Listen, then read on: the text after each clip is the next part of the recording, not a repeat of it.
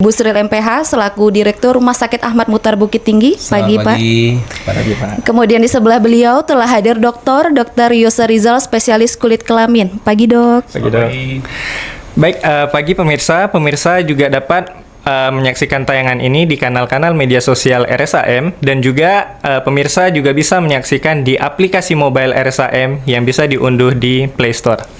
Baik, selamat pagi pemirsa. Hari ini kita akan dialog interaktif. Sebelum itu kita akan memperkenalkan program terbaru kita yang akan diperkenalkan oleh Bapak Direktur kita, Pak Busril. Silakan, Dok. Pak. Terima kasih. Jadi ini merupakan sebuah RSAM TV ini merupakan sebuah terobosan dari Rumah Sakit Ahmad Muhtar Bukit Tinggi dalam upaya meningkatkan kualitas pelayanan kesehatan di rumah sakit. Tentu melalui edukasi yang kita berikan nanti kepada masyarakat, kemudian para pemirsa dan juga para praktisi kesehatan di Provinsi Sumatera Barat.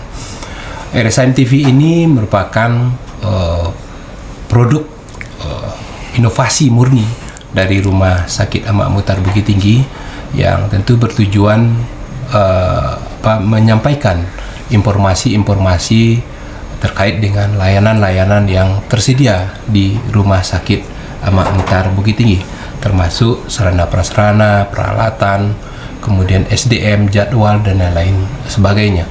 Jadi kami tentu berharap dengan adanya RSAM TV ini menjadi sebuah kekuatan bagi kita di Rumah Sakit Ahmad Muhtar Bukit Tinggi dalam meningkatkan kualitas layanan di Rumah Sakit Ahmad Muhtar Bukit Tinggi ini.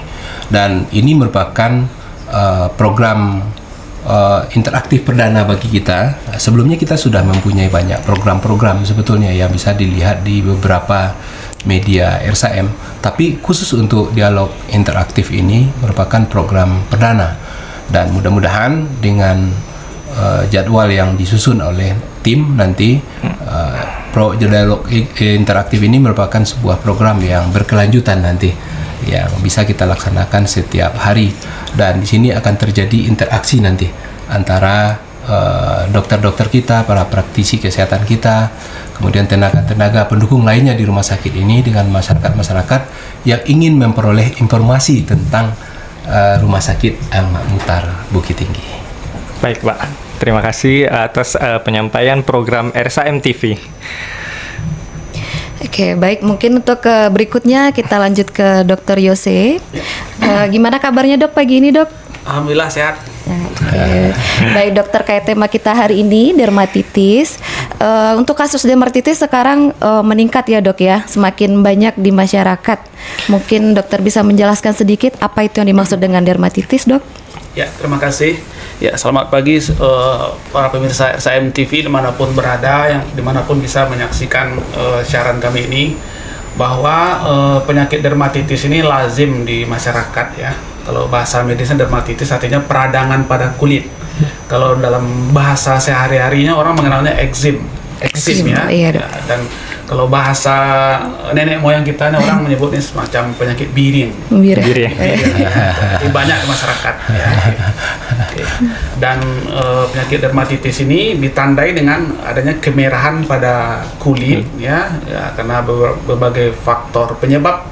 Bisa karena faktor dari luar, udara, suhu, karena berkontak dengan zat-zat yang menyebabkan alergi, ataupun juga dari dalam tubuh sendiri. Dan ini pasien akan merasakan rasa tidak nyaman berupa gatal atau kadang-kadang rasa perih.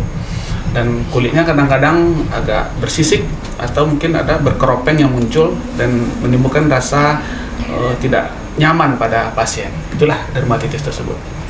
Oke, baik. Terima kasih, Dok. Jadi dokter sudah menjelaskan secara umum terkait dermatitis. Nah, jenis-jenis dermatitis kan banyak, Dok ya. Mungkin dermatitis yang paling banyak pada anak mungkin, atau dermatitis seboroid mungkin.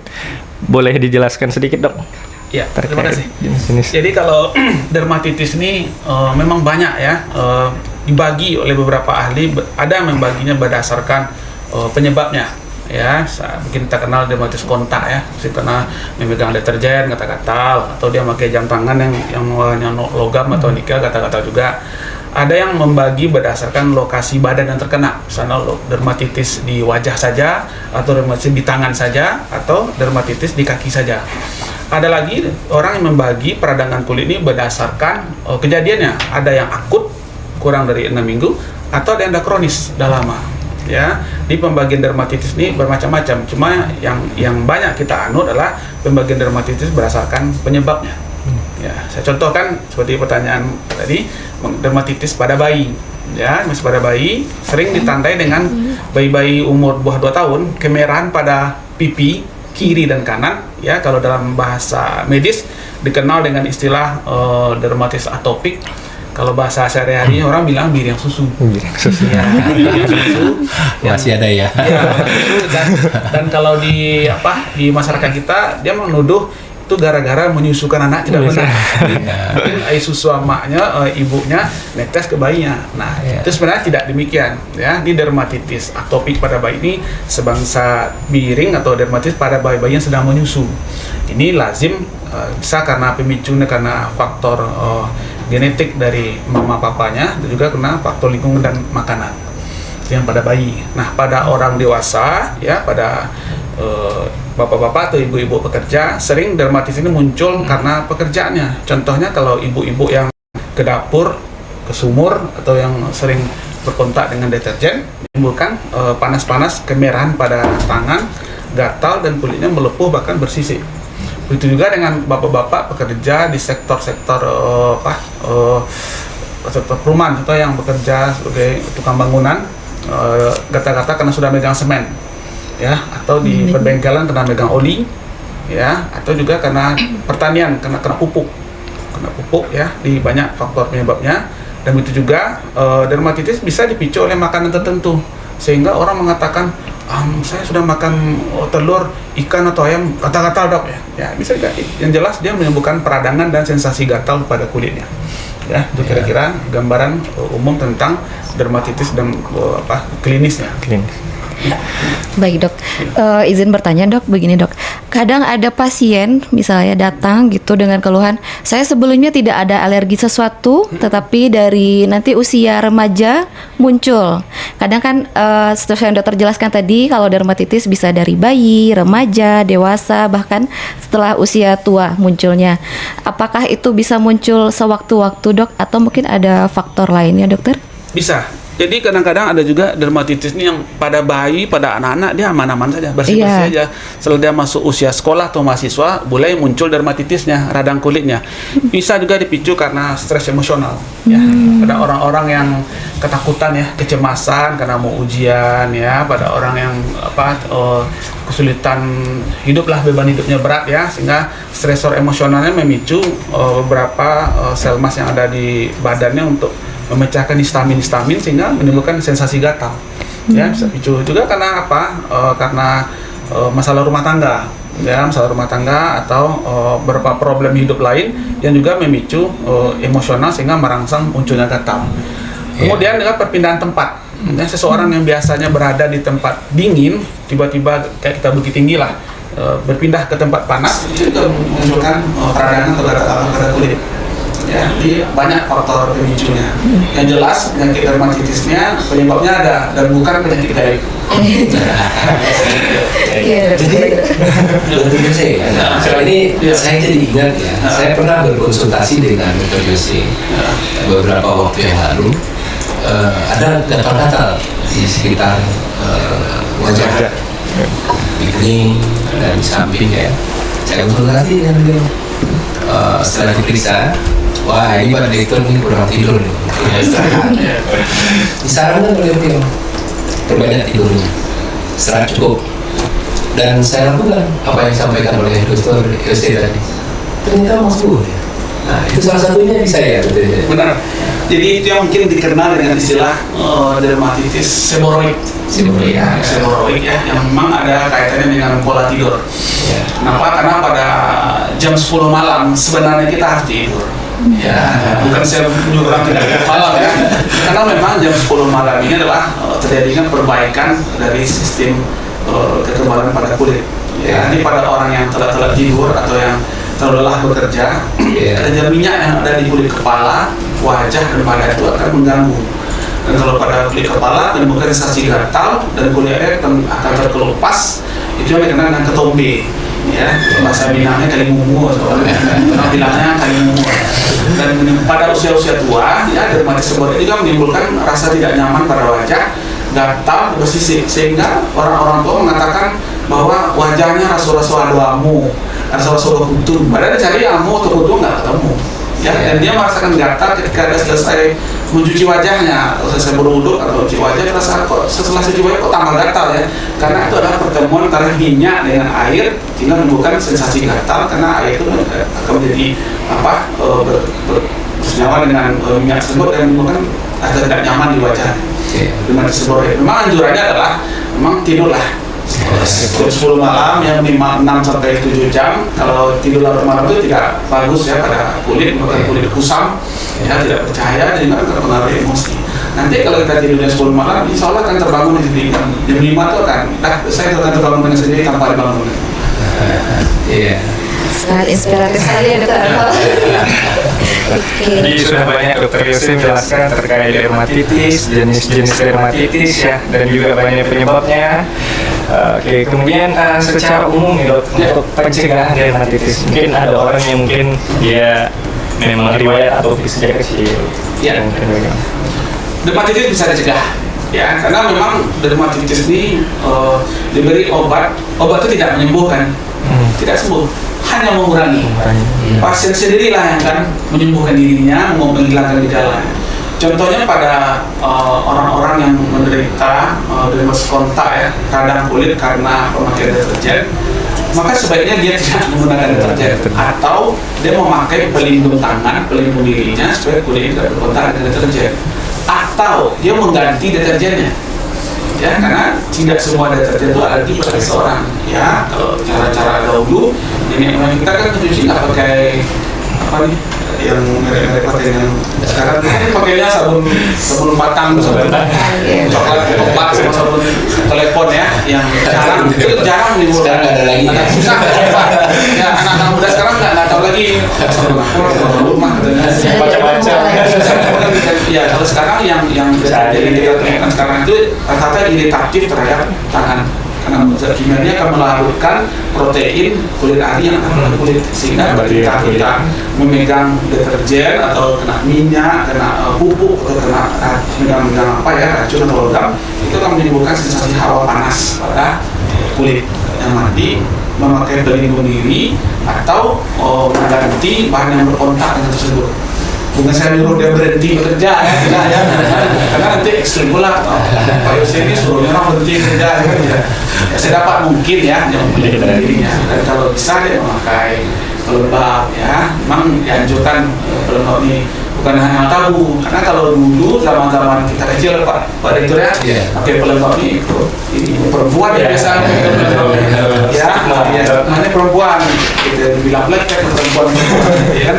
Ya, sebenarnya laki-laki dan perempuan tetap diperbolehkan dianjurkan malah pakai pelembab untuk kulit kering ya. Dan kalau karena dermatitisnya karena makanan tertentu ya sebaiknya dikurangi atau kalau untuk sementara dihindari dulu ya, sampai nanti terbukti bahwa makanan tersebut seperti pemicunya. Ya, kalau ternyata penyebabnya emosional karena pekerjaan atau karena kesibukan, berusaha menikmati membahagiakan diri dengan pekerjaan itu ya. Jangan pula minta pindah, saya nggak cocok bekerja itu karena kalau sudah pos ini saya nggak tahu, tolong kita sudah pindah lah. Yang namanya pekerjaan itu ada suka dan suka ya, pandai-pandai lah dia orang tersebut untuk enjoy dalam pekerjaan, itu saran ya. Baik, terima kasih Dokter Yose. Dok, mungkin ini ada pertanyaan yang ditunggu-tunggu sama pemirsa kita, Dok. Kalau seandainya pemirsa kita di rumah ataupun di studio mengalami gejala seperti yang dokter jelaskan tersebut, kapan kami harusnya ke rumah sakit, Dok, atau menemui ahli? Ya, baik. Jadi karena sekarang zaman maju Pak Direktur ya, terkadang seseorang yang menderita peradangan pada kulit ya, orang udah tahu sekarang nih, jangan-jangan saya tadi gara-gara makan ini ya, bisa kan menghentikan sendiri. Atau kalau dia tidak malah perbaikan, sekarang orang bisa datang langsung ke Vaskes layanan kiriman pertama, ke dokter yang di dokter keluarga, atau ke puskesmas, atau ke rumah sakit tipe I dan tipe C ya. Nah, kalau ada beberapa penyakit reumatisnya membandel, artinya ya kronik residif berulang ya. Oh, dari pantang ini, dari pantang itu, dari kakak ini, kakak muncul juga katanya. Berarti ada sesuatu penyebab yang tidak diketahui. Makanya kalau terjadi hal demikian, silakan datang ya ke tempat-tempat pelayanan yang melayani penyakit reumatis ini, khususnya ke dokter kulit dan kelamin, bisa di rumah sakit mana saja, termasuk ke rumah sakit Ahmad Mukhtar ini. Ya, karena di rumah sakit Ahmad Mukhtar ini kita standby tiap hari 2 orang dokter spesialis kulit akan melayani penyakit reumatis bagi siapapun yang ingin datang berkunjung ke rumah sakit Ahmad Mukhtar, apakah pasien umum, BPJS, ataupun pasien kerjasama asuransi lainnya. Kita akan terbuka dan membantu mengatasi keluhannya. Gitu. Baik, berarti indikasinya untuk segera menemui itu jika telah berulang ya dok ya? Ya benar. Setelah melakukan pencegahan-pencegahan yang sudah dokter jelaskan tadi tentunya. Iya benar. Dia tidak harus langsung. Ya, karena sekarang orang kalau udah sakit, udah maju. Google dulu. Oh ini ya, udah maju sekarang. Udah ada beberapa langkah kemajuan. Iya dok, bahkan beberapa pasien mungkin datang sudah selesai googling dulu ya dok ya? Saya googling dulu dan kadang-kadang dia membawa diagnosa ke saya. Dok, saya kena dermatitis atopi. Nah, saya alhamdulillah itu mengurangi kesulitan. Oh ini betul ini masalah atopi ini bu, ini masalah kontak ya, ini bidang susu, ini bidang angin ya. Karena pasiennya Sudah pintar.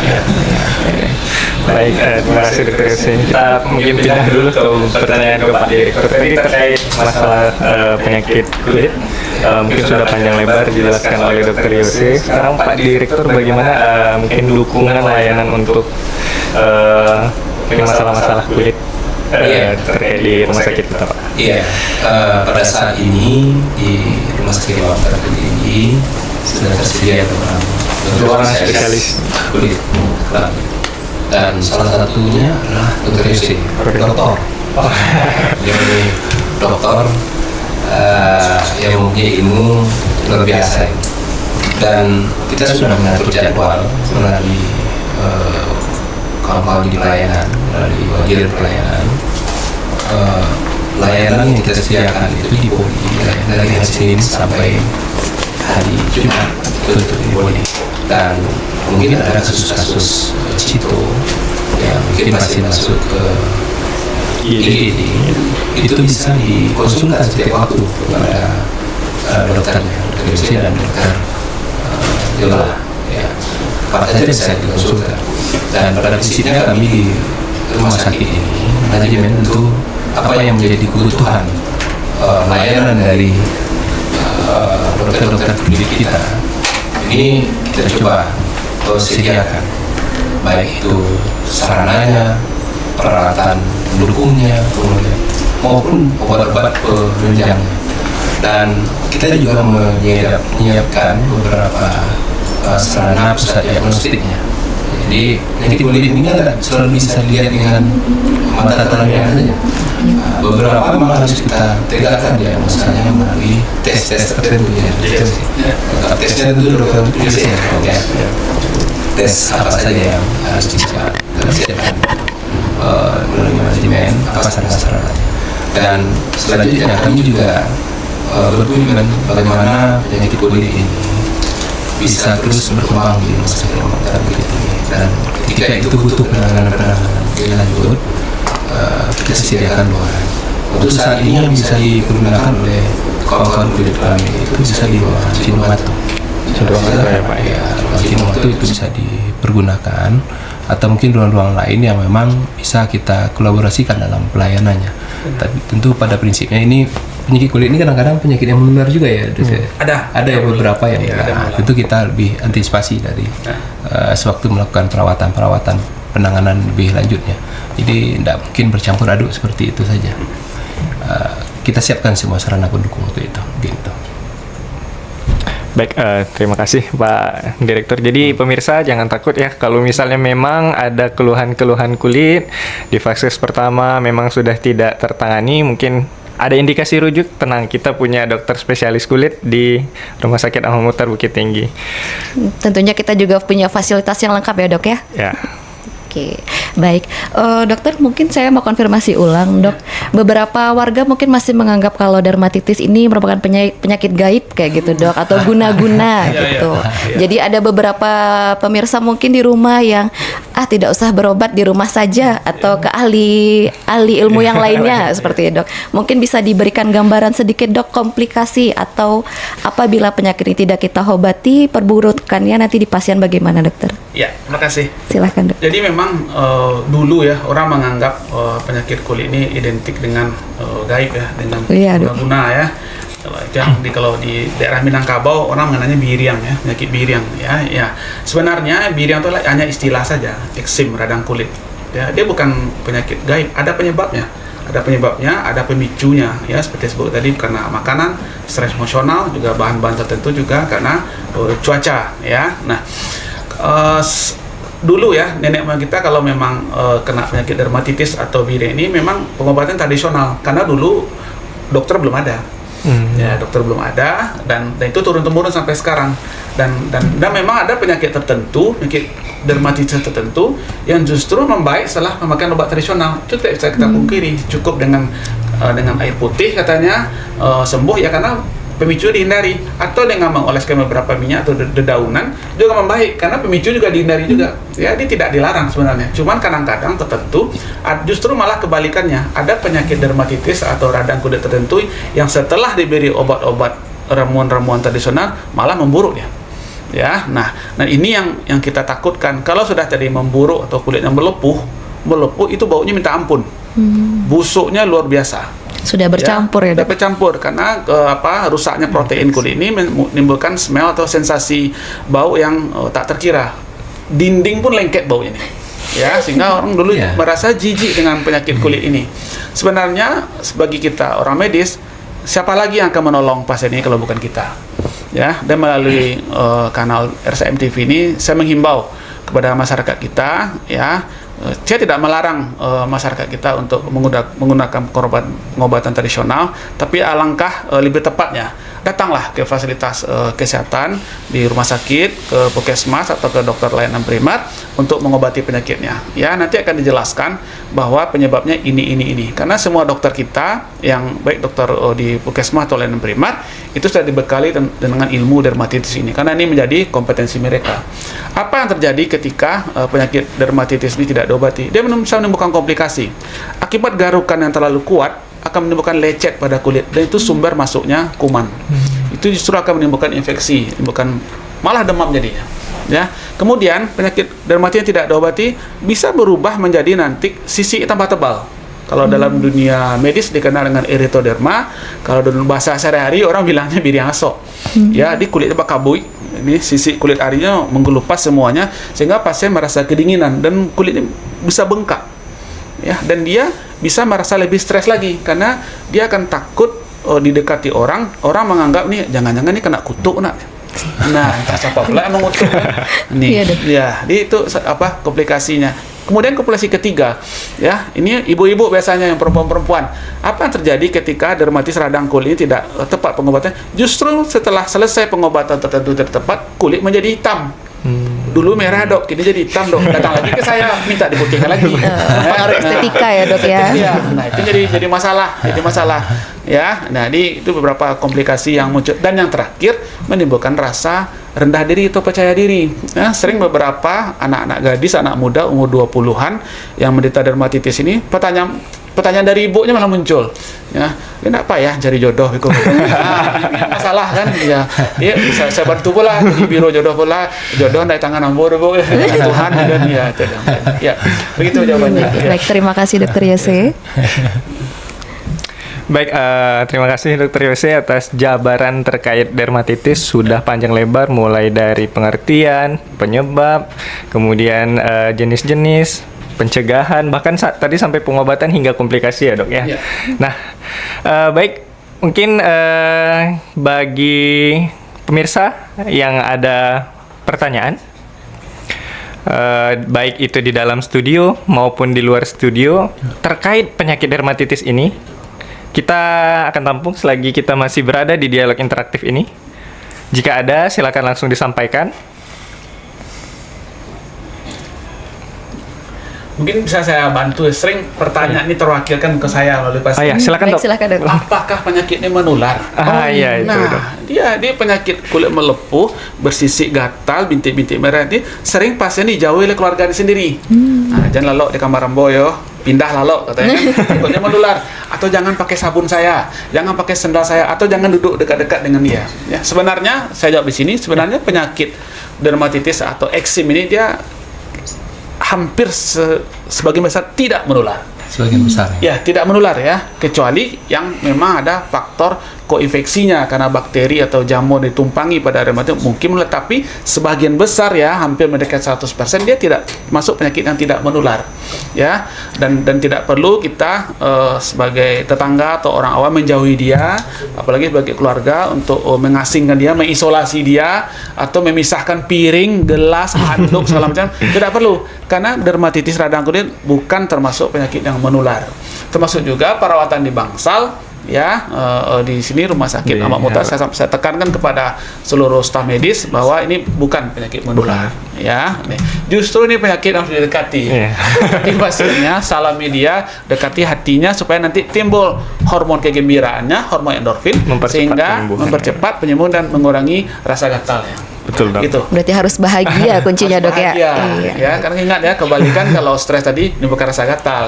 Bukan saya nyuruh senyum-senyum lah Anda sebarang hari enggak. Baik dokter, mungkin kita sudah ada pertanyaan dari pemirsa di rumah. Iya. Ya, betul ya, sambil menunggu kita tadi bahwa menekankan tadi Dr. Yose bahwa dermatitis ini bukan penyakit yang menular. Jadi memang harus stigma yang harus diubah. Oke. Ada telepon masuk. Halo, halo. Halo Ibu, dengan siapa? Pagi. Kami dari klinik Zevira, ada yang mau ditanyakan sedikit. Baik Bu, silahkan. Saya bisa Bisa Bu. Dengan Ibu siapa Bu? dengan Ibu Resti. Ibu Resti, baik. Silahkan Ibu pertanyaannya. Iya, ini dok, saya sering mendengar diagnosa nih pada dokter saya, itu biasanya orang tua yang usia di atas 70 tahun sering datang dengan gatal seluruh tubuh. Tapi ketika kami nilai pertama, itu kita tidak menemukan apa-apa pada tubuhnya. Itu biasanya kenapa ya dok ya? Baik Ibu, saya tampung pertanyaannya Ibu ya. Oke. Ya, Terima kasih Bu Resti. Oke, silahkan dokter. Ya, terima kasih bertanya Ibu Resti. Ini sebenarnya dari sejawat kita juga ya dok ya, dari Ya. klinik tadi. Jadi penyakit dermatitis ini, rasa gatal termerah pada kulit ini tidak hanya menimpa anak-anak dewasa, orang tua pun banyak juga yang kena dermatitis atau gatal ini. Nah, sehubungan dengan pertanyaan sejawat tadi bahwa adanya pada usia tua ya, baik laki-laki atau perempuan yang menimbulkan rasa gatal, tapi setelah diperiksa nggak ketemu nih si kulitnya, nggak ada merahnya, nggak ada kulit arinya terkelupas, nggak ada radangnya. Mungkin kalau bisa saya jawab, ini mungkin yang dikategorikan sebagai pruritus senilis. Pruritus artinya gatal, senilis artinya tua. Jadi rasa gatal yang muncul pada usia tua. Loh, kenapa bisa muncul gatal pada usia tua? Padahal dia mandi 2 kali sehari, berwudu pun 5 kali pula sehari. Kenapa bisa gatal? Nah, ini terjadi karena pada usia-usia di atas 50 tahun, kita semua mengalami penuaan. Apanya yang tua? Ya, di kulit ari, ya, kulit jangik kita ini mengalami penipisan, atrofi, di kulitnya mengecil. Begitu juga dengan sel-sel kelenjar-kelenjar juga mengalami pengecilan. Dan sensasi gatal pada usia tersebut akan memicu dirangsang karena ada kekeringan pada kulit. Kering. Ya, dia masih kulitnya, ya, di kulitnya kering pada usia tua, dan itu akan memudahkan munculnya gatal, terutama karena cuaca yang ekstrim. Cuaca yang terlalu panas atau yang terlalu dingin. Itu yang sering terjadi pada usia tua. Dan jangan lupa pada usia tua ya juga dipengaruhi faktor psikis. Ya, pada faktor psikis pada usia tua, maulah orang tua sering berhibah-hibah hati tanpa sebab, sering dia bersedih-sedih tanpa sebab. Ingat, faktor emosional tadi akan juga mempengaruhi kortisol di badan dan juga akan merangsang timbulnya rasa gatal. Jalan keluarnya bagaimana? Bahagia, Dok. Nah, bahagia dan sayangi Kunci orang sehat. Ya, kunci Kunci sehat sehat, orang iya. tua kita. Dan kalau memang kulitnya kering, ya usahakan orang tua ini memakai sabun pelembab, ya sabun pelembab atau juga memakai hand body lotion setelah 2 menit atau 3 menit setelah beliau mandi. Dan juga jangan lupa handuknya. Nah, sering kita lupa, maaf Pak mau mandi, itu handuk udah ada di kamar mandi. Pilihkan handuk yang lembut, ya. Dan ajarkan kepada orang mama papa kita, nenek kakek yang masih ada, masih hidup, cara mereka memakai handuk. Dia memakai handuk selama ini pada orang tua tidak digusuk-gusuk seperti ini ya. Kalau bahasa Minangnya dipuga ya, enggak. Dia Dipuga. ya, dipuga ya, lembut ya supaya kulit area yang tipis tidak terkelupas, tidak tambah kering. Ya, dan sabunnya pun kita pilihkan juga. Ya, itu udah dibelikan sabun antiseptik semacam enggak pada usia tua ya, karena kekeringan pada kulitnya udah mulai menipis ya, justru memberikan sabun pelembab. Banyak di pasaran orang menjual sabun pelembab ya, mulai dari sabun bayi atau beberapa merek-merek terkenal. Ya, yang jelas laranglah mereka pakai sabun tombak atau sabun cuci, karena ada kebiasaan yang kita di kampung kan lah pakai sabun telepon, sabun tombak bagai gitu kan, karena itu bukan untuk badan, itu untuk pakaian, untuk cuci sesuatu ya. Kadang-kadang ada juga yang tidak pakai sabun ya. Itu yang banyak Pak ya. Kan tidak pakai sabun. Pakai sabun. Jadi itu dampaknya gimana? Nah, karena kalau nggak pakai sabun, karena mungkin ada debris-debris atau apa sisa-sisa dari keringat tertentu yang akan menjadi antigen menimbulkan rasa gatal. Ya. Jangan lupa pakaian. Ya, nenek kita kakek jangan dipaksa mereka pakai jeans, suka pakai yang tebal-tebal ketat. Pakainya pakainya longgar dan lembut. Ya, memang banyak agak perhatian kita kepada nenek atau mama kakek kita ya. Kini memang itu kewajiban kita mengingatkan waktu seperti mereka mengingatkan kita waktu kecil dulu. Kita kan dulu waktu kecil kan tak aneh-aneh pula dikasih. Iya, Dok. Ya, gitu jawabannya. Terima kasih. Baik, terima kasih banyak Dokter Yosef. Ya. Berarti nanti kalau misalnya untuk orang yang sudah lansia di atas 50 tahun, perhatian kita juga khusus kembali lagi seperti anak-anak ya, Dok ya. Benar. Iya, benar. Harus diberi pelembab, pakaiannya dipilihkan, handuknya harus yang lembut, seperti itu ya, Dok. Ya benar, karena untuk mengurangi sensasi gatal karena dermatitis tersebut. Karena siapapun sampai saat ini belum ada orang datang ke saya, Dok, apa obatnya supaya cepat tua, Dok? Nggak ada. Yang ada Awet malah muda ya, Dok ya. Iya, saya belum pernah nemu, Dok, sana ada obat untuk awet tua. Yang ada cuma awet muda. Awet Ya, muda. jadi memang rata-rata orang kita ini menolak untuk tua. Tapi yakinlah tua itu tidak bisa dihambat, tapi bisa diperlambat. Baik. Ya, terima kasih. Terima kasih. Baik, terima kasih Dokter Yosef. Ya. Dok, sepertinya antusias dari pemirsa di YouTube sangat tinggi. Ada satu pertanyaan dari Ade Ayuningsih, Dokter, terkait dermatitis pada bayi. Mungkin bisa dijelaskan sedikit lebih dalam, Dokter? Ya, baik. Ya, saya bantu. Jadi dermatitis pada bayi ya, yang katakan bayi kan yang kita anggap di bawah 2 tahun lah ya, yang Ya. bayi yang masih menyusu ya. Bisa dermatitisnya berlokasi di pipi, bisa di badan ataupun juga di kepala. Ya, kalau yang seperti saya sampaikan tadi, karena ini mungkin dia termasuk dermatitis atopi atau biriang susu ya. Ya, mungkin ibunya juga kita edukasi juga. Ya, ada pola makanan tertentu, makanan mengandung protein tinggi tertentu ya, yang akan memicu dermatitis. Ya, jadi pada anak tersebut kalau dia mulai makanan selain susu ibunya, maka diatur-atur. Dia tidak dipantang. Ya, tidak dipantang dari telur, ayam atau ikan atau coklat. Jangan, karena telur, ayam, ikan, coklat itu adalah sumber protein yang juga berguna untuk kulit, otot dan tulangnya. Ya, nah dia tetap dia makan itu, tapi dalam batasan tertentu untuk memberikannya. Timbul lagi pertanyaan, berapa mau dia Dok? Ya, nah, kalau bahasa kitanya dia agak-agak atau dikiro-kiro kan. Iya. Biasanya ayam gua habis setengah iku harinya Dok, gitu kan. Nah, dia jangan begitu banyak, Bu. Dia tetap ya 4 sehat 5 sempurna, diselipkan sayurnya juga. Ya, dan pola makannya diatur, tidak dipantang ya. Tapi kalau memang ternyata terbukti pada anak atau bayi tersebut dermatitisnya dipicu oleh makanan, mungkin perlu dihindari sebentar, bukan seumur hidup ya, bukan seumur hidup ya. Nah, itu dan pada bayi yang menderita dermatitis ya, silakan dikonsulkan ke dokternya. Nanti akan diberikan pelembab, biasa diberikan obat untuk menghilangkan gatal dan juga kemerahan pada kulitnya. Dia tidak perlu cemas. Ya, tidak perlu cemas karena ini biasa saja dermatitis pada bayi. Dan juga nanti ada lagi dermatitis yang berat tuh, kulit kepala anak ini seperti keraknya tebal seperti topi. Nah, basang gua. Nah, dia orang bilang kepala anak basang gua, kepala anak atau itu adalah kerak yang menumpuk akibat minyak yang mengering. Ya, kadang-kadang kalau dulu Pak Dektor dibotaknya rambut anaknya. Ya, nggak usah dibotakin. Ya, bisa diperbaiki. Nah, karena kalau di botaknya, kalau bahasa kampung saya di boleng kan namanya laki lo galau. Ya, bisa nama anaknya Budi, yang si Budi boleng tuh aja kan. Ya, Udah si botak. si botak laki lah. Ya, oke. Iya, terima Ya, kasih makasih. banyak Dokter Yose. Baik, dokter, terima kasih. Sepertinya masih ada pertanyaan nih, Dok, dari pemirsa kita. Ya, baik. Selamat pagi, Dok. Iya. Kita mau menanyakan nih, Dok, ke Pak Direktur nih kayaknya. Pak Direktur, Pak. Sekarang kan lagi tren korban bedah kosmetik ya. Nah, itu di RSAM kalau ada kejadian seperti ini bisa ditanggung BPJS apa enggak ya? Oke, Iya. terkait bedah domestik ya. Oh iya. Bedah kosmetik ya. Iya. Jadi Silakan Pak Direktur. Iya. Jadi dalam pengobatan di rumah sakit kita ada yang namanya kita acu formularium nasional yang menjadi pedoman kita dalam pengadaan obat-obat kesehatan. Jadi ketika dokter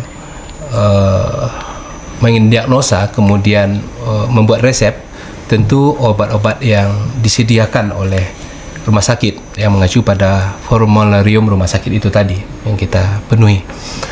Ketika di luar dari itu tidak bisa. Itu pertama. Kemudian ketika ada pasien-pasien yang membutuhkan perawatan yang mungkin bernuansa kecantikan ya, dokter kosmetik, itu biasanya tidak di cover oleh BPJS Kesehatan. Ya.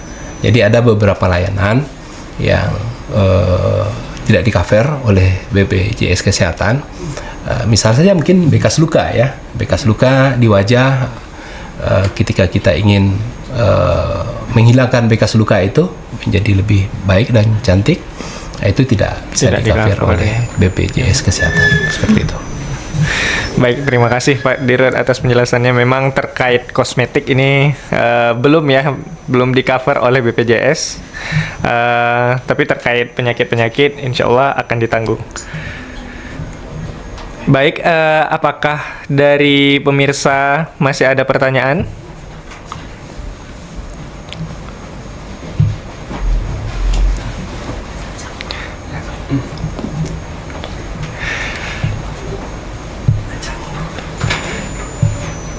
Baik,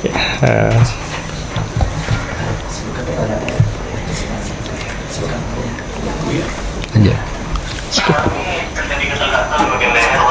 baik, ya Pak, boleh disampaikan dulu siapa namanya, kemudian asal dari mana dan pertanyaannya apa?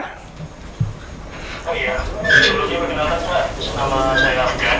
Afgan, ya oke Afgan silakan. Iya Pak, sebelumnya mau bertanya Pak, jadi terkadang kebiasaan saya yang suka olahraga ini terjadi juga banyak keringat gitu. Dan saya sekarang juga sering memakai kalung. Terkadang sekarang ini sekitar 2 minggu yang lalu saya mengalami gatal-gatal, ruang kemerahan juga di bagian leher. Itu apakah ada hubungan keringat dengan kalung yang saya pakai itu Pak? Mungkin itu pertanyaan saya. Oke, baik. baik Afgan, terima kasih kasih. pertanyaannya, kita tangkap. Baik Dokter Yose, silakan boleh langsung dijawab. Baik, terima kasih atas pertanyaannya. Keringat ya, paluh ya bahasa Ya, sehari-harinya. paluh. Ya, dia memang keringat yang berlebih ya, keringat berlebih sering menimbulkan rasa gatal, kemerahan pada kulit ya. Kalau dalam bahasa sehari orang bilang bidang paluh ya. Bidang paluh dalam bahasa medis mungkin dikenal dengan istilah biliaria ya. Nah, khusus untuk keringat ya, silakan berolahraga lah apa yang kita suka ya. Tapi ingat ya, berolahraga jangan di bawah panas terik ya. Ya, kalau bisa, kalau untuk kami orang kulit berolahraga lah di tempat yang nggak teduh-teduh dikit lah, ya terlindung ya. Terlindung ya. Terus main bola gimana Pak? Jangan jam 1 siang main bolanya, ya karena ultraviolet B Kalau kuat. terlalu banyak terpapar matahari gimana nih? Justru karena cuaca yang terlalu panas, ultraviolet yang terlalu kuat, justru akan merusak kulit juga. Nah, dia tidak boleh berolahraga di Saya tiap hari olahraga nih Pak. Boleh Pak?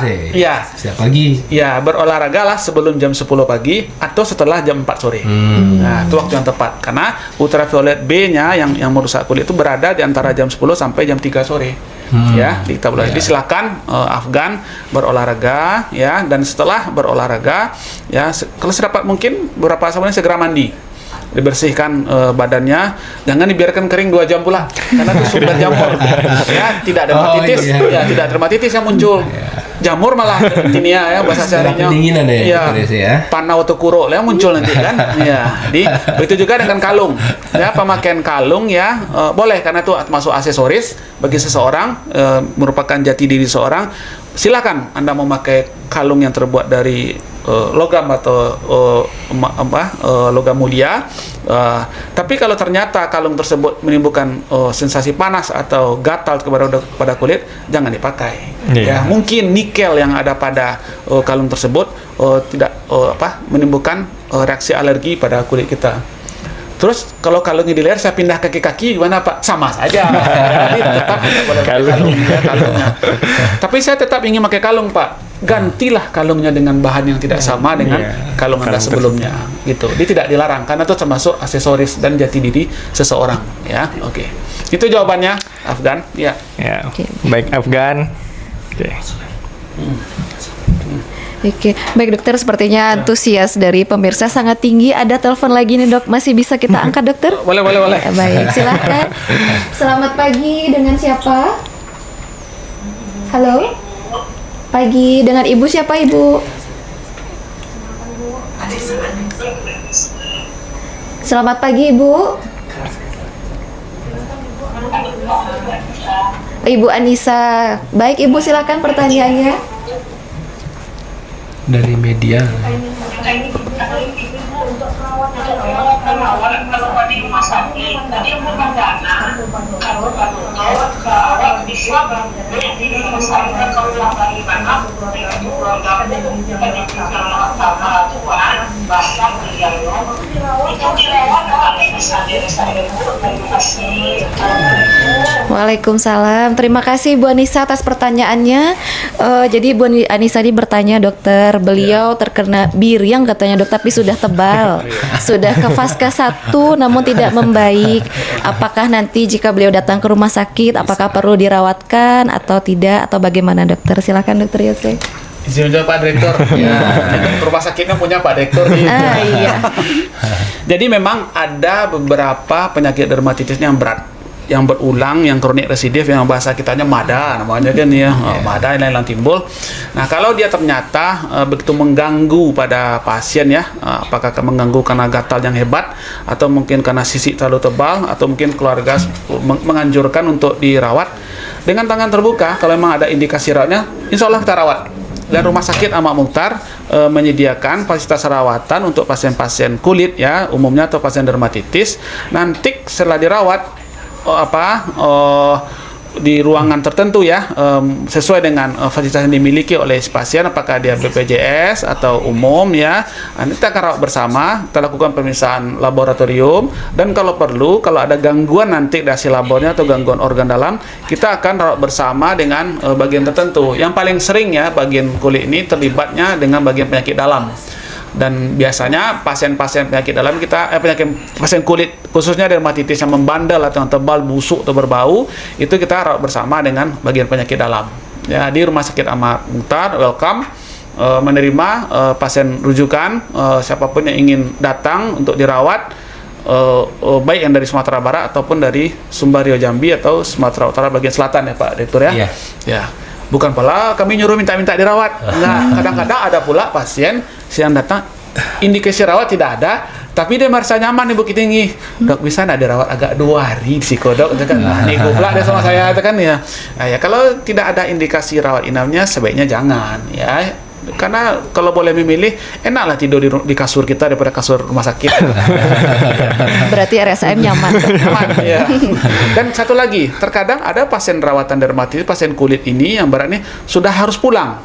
Bu, Ibu, Bapak udah bagus nih kulitnya, udah sembuh, makan obat udah teratur, Bapak boleh pulang, nanti perawatannya lanjut di rumah, obat makan saya kasih.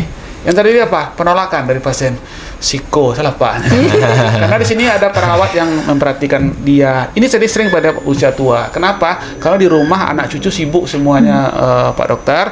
Biarlah saya di sini saja. Karena di sini banyak perawatnya, banyak tenaga medisnya, juga kadang-kadang mahasiswa-mahasiswa yang sedang melakukan pencitraan klinik di sini juga sering mendatangi beliau. Itulah bentuk kesenangan dari pasien kalau dia sering didatangi. Ya, dia pada pasien tua, dia senang ditanya, senang diperiksa, dan pasien tua ini senang pula menceritakan keluhannya. Dia tahu pula kadang-kadang, oh dia rumah sakit pendidikan, oh dia senang, oh saya kesempatan ngasih ilmu melalui penyakitnya. Nah itulah kadang-kadang yang terjadi di rumah sakit ini. Terima kasih. Iya. Terima kasih. Jadi mungkin saya tambahkan. Jadi kita di RSAM ini berkomitmen ya, untuk memberikan layanan tambahan ya, Dr. Yose ya. Ya, Pak. Nah, jadi layanan tambahan itu berupa nanti bagaimana pasien-pasien yang datang, yang dirawat di RSAM, kemudian kita berikan edukasi cara melakukan perawatan-perawatan ketika di rumah, bagaimana cara pemakaian obat-obatan yang benar, kemudian dan cara merawat diri dan lain sebagainya. Dan kami itu berkomitmen untuk membuka layanan itu ya, membuka layanan. Ini salah satunya ya Pak Dokter, layanan tambahan itu.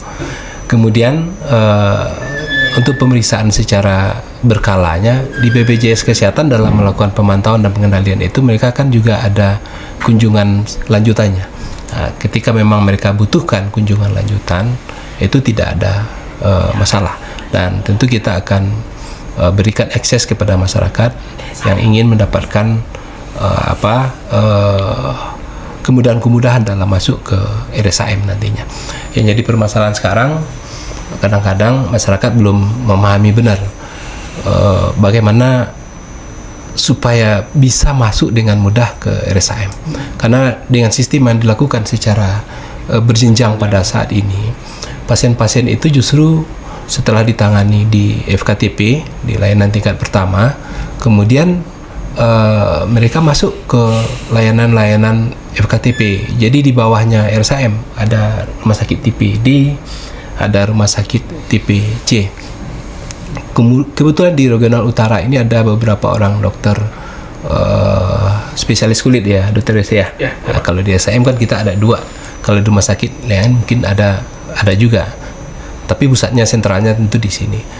Kami berharap dari FKTP itu atau dari klinik-klinik itu mereka bisa mendapatkan akses mudah dan cepat ke RSAM dengan melihat kelebihan sarana prasarana yang ada di RSAM itu nanti.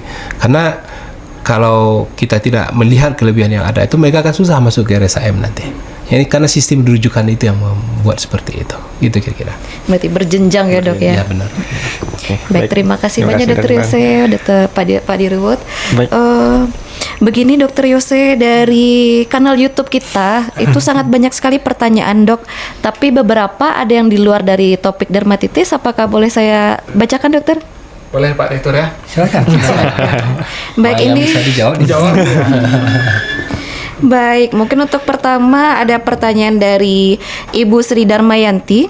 Izin bertanya dok, apakah sering menggunakan produk perawatan kulit bisa menyebabkan masalah kulit ke depannya? Tapi mungkin di sini kurang diperjelas perawatan kulitnya seperti apa ya dok ya?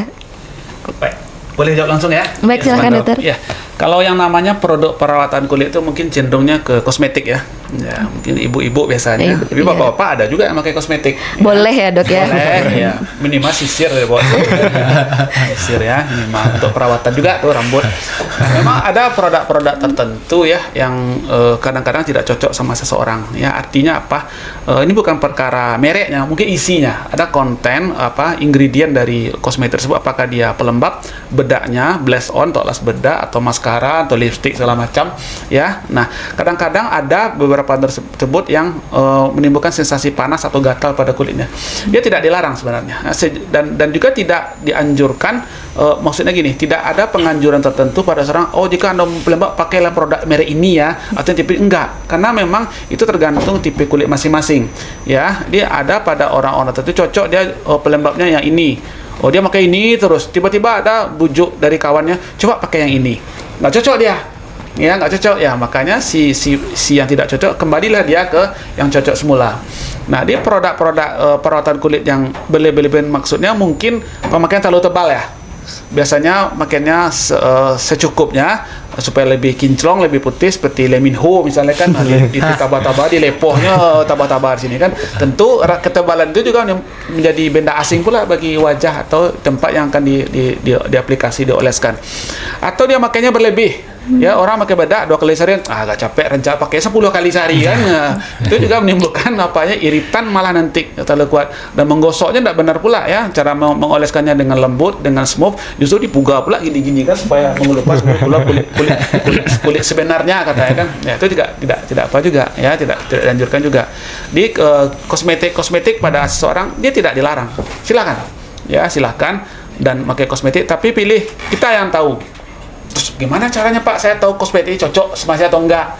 Ada triknya ya, dia ada triknya. Kita ingin tahu apakah perawatan kulit ini cocok pada kita ya atau enggak. Ada tempat ujinya, test drive-nya, lengan. Di lengan kita ini bisa sebagai use test diuji sebelum kita menggunakan satu. Contoh lipstick. Mau pakai color stay, color fake yang warnanya ungu, hari Senin kelabu, hari Rabu, Kamis, hari Jumat hijau, macam-macam nih di Indo nih Pak Direktur. Ya, ada juga Senin hari kuning warna lipstick. Sesuai dengan warna baju. Sesuai warna baju. Habis itu kalau lah Selasa hari pink. Nah, kalau lah Rabu coklat. Nah, kalau lah Jumat lah hijau bentuk buah itu kan ya. Silakan ya, itu hak seseorang karena itu bagian dari cara mereka untuk untuk berekspresikan dirinya. Nah, pakailah lengan bagian dalam ini, gunakan ya 1 hari atau minimal setengah hari sebelum Anda mencoba produk baru, tes oles ini. Tunggu reaksinya. Ya, kira-kira setengah hari atau 1 hari. Biasanya kalau ternyata bahan wax atau apapun yang nggak cocok dengan kulit kita akan membuat reaksi panas, gatal. Di lengan itu gunanya salah satu diciptakan Tuhan ya. Saya kira lengan itu untuk pangkal lengan, untuk otot. Ternyata untuk dokter kulit, siko guna lengan ya. Gunakan tes di sini. Ya, jangan langsung ke wajah. Syanu pakai itu rancak mukanya Pak. Belum tentu cocok sama kita. Ada faktor imunologi tertentu pada seorang tidak sama. Bahkan orang kembar sekalipun belum tentu juga sama faktor imunologisnya. Ya, dia ada, kalau bahasa Minangnya cocok-cocokan gitu kan. Ya, jadi kalau ingin menggunakannya tes dulu, test drive. Ya. Terima kasih. Terima kasih Dr. Yose. Sepertinya Dok, mau bertanya sedikit Dok, untuk test drive itu apakah di sini di lengan punggung lengan ini sama di lengan ini berbeda Dok? Ya, yang terbaik di dalam. Di dalam. Kalau ternyata Anda alergi di sini nanti gimana? Oh iya, Nah, terus kalau basalan orang nanti sembunyi. Karena kalau diperhatikan kaum hawa nih kalau di cosmetic store gitu Dok, begini Dok, buat karena tes lipsnya. di tempat umum kan itu terbuka kan, kan nggak mungkin malah pakai kias tes kan ya. Yang mananya kita ngetes ini di rumah, yang itu di tempat yang tersembunyi. Karena kalau di sini kalau nyampang iyo alergi nanti kan, alah mencari perkara pula. Terus kontak tambah pula kerja saya nanti. Baik dokter, terima kasih banyak Dokter Yose. Berarti untuk menggunakan kosmetik itu boleh ya Dok ya, tapi harus dengan pintar ya Dok ya. Benar. Iya. Oke. Baik, dokter masih ada pertanyaan satu lagi dokter. dari kayaknya ada ada telepon. Dari telepon dokter. Ya silakan sampai. Ya Sonya, silakan pertanyaannya. Halo. Halo Kak Sonya. Izin bertanya Pak, jadi kan saya bekerja di salon, itu kan pakai kutek, terus akhir-akhir ini tangan saya tuh melepuh, rasanya juga panas. Ya itu kenapa ya Pak? Ada hubungannya nggak Pak dengan pekerjaan saya? Yang saya rasakan dengan pekerjaan saya. Kutek ya. Kutek Dok ya Dok. Baik, terima kasih Kak Sonya. Oke, silahkan Dok. Jadi Kak Sonya ini pengguna kutek setiap hari Dok. Aman nggak Dok? Karena pasti udah mengeluh tangannya panas katanya Dok. Di dunia ibu-ibu nih Pak. Kita apa-apa kan ada kayak kutek Pak. Iya. Ya, kalau yang penggunaan kutek ya, kutek ini ada yang tradisional ya. Inai jarang sesuatu Oh, Pak. inai. Ya, dari bahan-bahan tertentu dan juga ada yang modern ya dengan segala macam warna dan dengan segala macam pesona. Ya. Sama kayak lipstick tadi, Senin kuteknya warnanya pink. Nah, macam-macam. Nah, bahan kutek tersebut ya tetap itu dianggap sebagai antigen, benda asing bagi tubuh kita. Dia tidak dilarang karena pemakaian kuteknya bentuk ekspresi seorang untuk penampilannya. Ya, nah, cuman hati-hati ya kalau memang pada kuku pemakaian kutek ya itu akan otomatis ya dia akan mengganggu sedikit mahkota kuku ini. Ya, mahkota kuku yang sebaik ini diciptakan Tuhan ya. Kadang-kadang ada bahan oles pada kutek tersebut justru akan melarutkan protein yang ada pada matriks kuku ini, akan merusak ya. Nah, dia tidak dilarang. Silakan Anda memakai kutek ya. Cuma hati-hati kalau tidak dia berlebih kepada kulit ya, justru pada kuku tidak apa-apa, kulit sekitarnya malah menimbulkan peradangan. Ya, itu nanti akan menjadi sumber masuknya kuman. Kalau sudah meradang, bengkak, itu akan memudahkan nanti masuknya jamur atau parasit-parasit tertentu atau debu-debu tertentu masuk ke kulit. Ya, disilakan memakai kutek, tidak dilarang, cuma hati-hati ya. Tidak semua warna kutek, bahan kutek karena cocok dengan kita. Apalagi tinta pewarna yang pada kutek tersebut pada orang-orang yang kalau dalam misal kulitnya ada kecenderungan penyakit atopi namanya, justru dia tidak menerima kulitnya. Ya, yang terbaiknya gimana Pak? Ya, pertanyaan saya balik, memang kalau nggak pakai kutek gimana? Kenapa? Kan tetap cantik. Ya. Walaupun dengan pakaian kutek ya percayanya minta ampun luar biasa. Sehingga kalau beli tomat atau beli limau di pasar, Pak beli limau Pak berapa? Itu Pak yang saya mau 10 kilo untuk memakai kuteknya. Menunjukkan kutek. Ada. Jadi mana yang lebih menarik nih Dokter Yosin? Kuteknya dia atau wajahnya? Karena itu menimbulkan rasa senang. Pengalihan rasa senang ya, itu masuk dalam satu aksesoris bagi seseorang. Tapi yang lucu kalau kaum bapak-bapak, kaum Hawa kaum Adam yang memakai kutek, nah tuh koyo aneh. Sebenarnya tidak aneh juga, tapi di kita kan agak ganji bentuknya. Kok bakal jantan berkutek-kutek gitu. Ya, itu jawabannya. Baik. Oke, dokter masih ada pertanyaan dari YouTube satu lagi dok, izin merangkum ya dok, dari saudara Riki Yakub dan Nurun Alan dok. Ini pertanyaannya selaras. Kulit jari kaki saya mengalami kondisi yang kering, kadang timbul gatal di ibu jari kaki dan mengalami luka-luka serta gatal. Sudah diberi pelembab non parfum namun tidak membaik. Untuk Nurun Alan, kalau pada kasus dihidrosis yang sering kambuh gimana dokter? Kalau sampai sudah kering, apa ada pelembabnya dokter yang disarankan? Oke. Persilahkan dokter Yose. Dari kuku sampai ke telapak kaki. Ini spesialis mata badan Pak. Boleh kucuk sampai ke ya kan. Baik, terima kasih atas pertanyaannya karena ini memang problem ya. Iya, Dia memang penyakit kulit ini dia tidak mematikan, tapi menyusahkan ya. Karena berulang ya. Berulang ya, apalagi kalau telapak kaki. Di telapak kaki sering kita mengalami kaki kita kering, pecah-pecah atau bersisik. Bahkan kadang ada malah menimbulkan fisur atau luka panjang. Itu menimbulkan rasa tidak nyaman ketika kita berjalan, ketika kita duduk, ataupun kita berkumpul di tempat umum. Sholat, ya kita sholat kadang-kadang kaki pecah-pecah, rasa-rasa sujud, rasa cari orang, wah belakang sah belakang kok kaki, ya. Nah, baik pertanyaannya, apa yang terjadi pada asam tersebut? Itu mungkin ya karena pengaruh alergen tertentu. Paling sering mungkin karena pemakaian sepatu, kaos kaki atau sendal yang tidak diterima oleh tubuhnya. Jalan keluarnya, gantilah sendal, gantilah kaos kaki, gantilah sepatunya. Satu. Yang kedua, juga kena faktor dingin dari lantai, ini paling sering. Ya, keramik.